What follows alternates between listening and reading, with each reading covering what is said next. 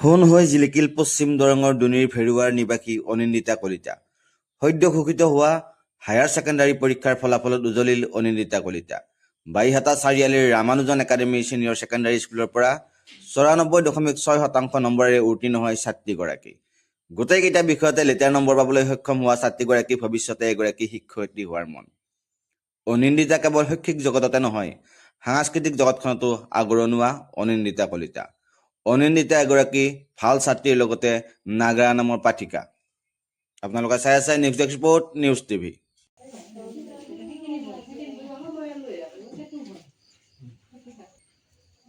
বহুত ভাল লাগিছে।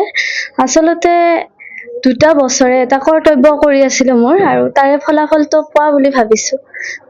ভাল লাগিছে। এই ক্ষেত্ৰত মই বিশেষ কৃতিত্ব মোৰ মা দেউতাৰ লগতে মোৰ পৰিয়ালটো, বিশেষকৈ মোৰ দাদা আৰু বা, তেওঁলোকক মোৰ আচলতে সোঁহাত আৰু বাওঁহাত বুলি ক'ব লাগিব।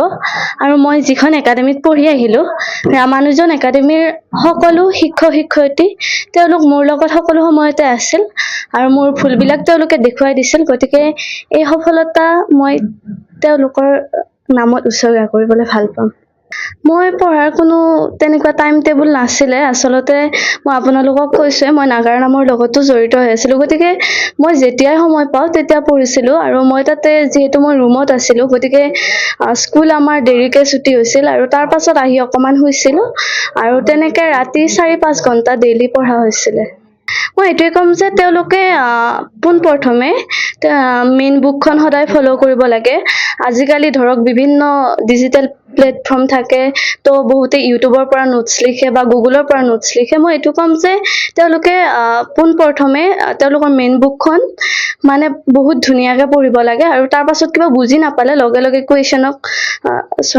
লগে তেওঁলোকে টিচাৰক কুৱেশ্যন কৰিব লাগে। আৰু আজিকালি কলেজবিলাকতো বিভিন্ন ডাউট ক্লিয়াৰিং ছেশ্যন থাকে, তো সেইবিলাক কৰিলে নিশ্চয় তেওঁলোকে ভাল ফলাফল লাভ কৰিব। নাই, আচলতে এইটো মোৰ সকলোলৈ একদম পোনপটীয়া কথা যে ৰামানুজন একাডেমী কেতিয়াও ঘৰুৱা শিক্ষকক প্ৰশ্ৰয় দিয়া নাছিল, আগলৈ নিদিয়ে আৰু এতিয়াও দিয়া নাই। সেইটো ফিউচাৰ এতিয়া মই গ্ৰেজুৱেশ্যন কৰিম বুলি ভাবিছো, হিষ্ট্ৰীত মেজৰ লৈ, আৰু তাৰ পাছত মোৰ এগৰাকী আদৰ্শ শিক্ষক হোৱাৰ ইচ্ছা আছে। হয়, আচলতে মই আপোনালোকক ক'লোৱেই, 4ৰ্থ শ্ৰেণীৰ পৰা মই নাগাৰা নামৰ লগত জড়িত। আচলতে মই ঘৰত সৰুৰে পৰা এটা সাংস্কৃতিক পৰিৱেশ পাইছো, তাৰ কাৰণে মই মোৰ গোটেই পৰিয়ালটোৰ ওচৰত কৃতজ্ঞ। আৰু তেওঁলোকে মোক সৰুৰে পৰাই নাগাৰা নামত দিলে পাঠক হিচাপে, আৰু মই 7ম শ্ৰেণীৰ পৰা বাহিৰত প্ৰগ্ৰাম কৰিবলৈ ষ্টাৰ্ট কৰিছিলো। তাৰ পাছত এতিয়া মেট্ৰিকৰ সময়তো নাম গাইছিলো, কিন্তু যিহেতু মই চাৰিআলিত আছিলো, গতিকে এই 2টা বছৰ অকমান কমাই দিয়া গ'ল। কিন্তু এতিয়া আকৌ পুনৰ ষ্টাৰ্ট কৰিম, নামৰ মাজলৈ উভতি যাম বুলি ভাবিছো। গতিকে সকলোৱে সহায় সহযোগ কৰিলে মই ভাল পাম। আচলতে সেইটো হ'ব নালাগে। আমাৰ দেশখন যিদৰে এখন সংবিধানৰ দ্বাৰা চলি আছে, আমি নাগাৰা নামৰো এখন সংবিধান আছে। তেনেদৰে আমি নাগাৰা নামৰ সেই সংবিধানৰ পবিত্ৰতা নষ্ট নকৰাকৈ আমি নাগাৰা নাম পৰিৱেশন কৰিলে সকলোৰে ভাল হ'ব।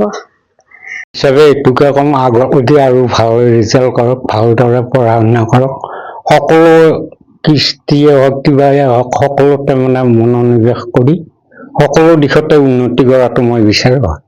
নাই ক্ষেত্ৰত মই কোনো কথা ক'ব লগা হোৱা নাই।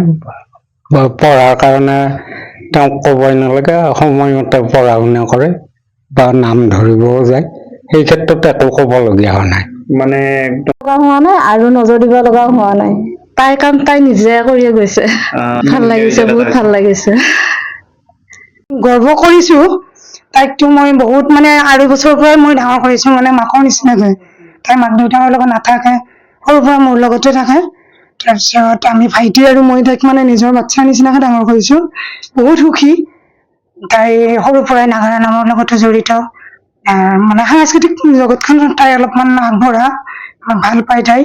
এনেকৈ আমি সুখী তাইক লৈ বহুত। তাৰপিছত মই মাজে মাজে অলপমান মানে শাসনৰ হেৰিত ক'ব গ'লে ময়ে তাইক কৰোঁ, আৰু কেতিয়াবা মাৰধৰো কৰিছো। মানে আৰু বাকী পৰিয়ালৰ পৰা তাই নাপায়, খালি মোৰ পৰাই তাই পায়। গালি গালাজো কৰিছো। হয়। এনে বাকী যাতে তাইক দম দিব নালাগে, খালি অকল অকৰামি কৰে অলপমান।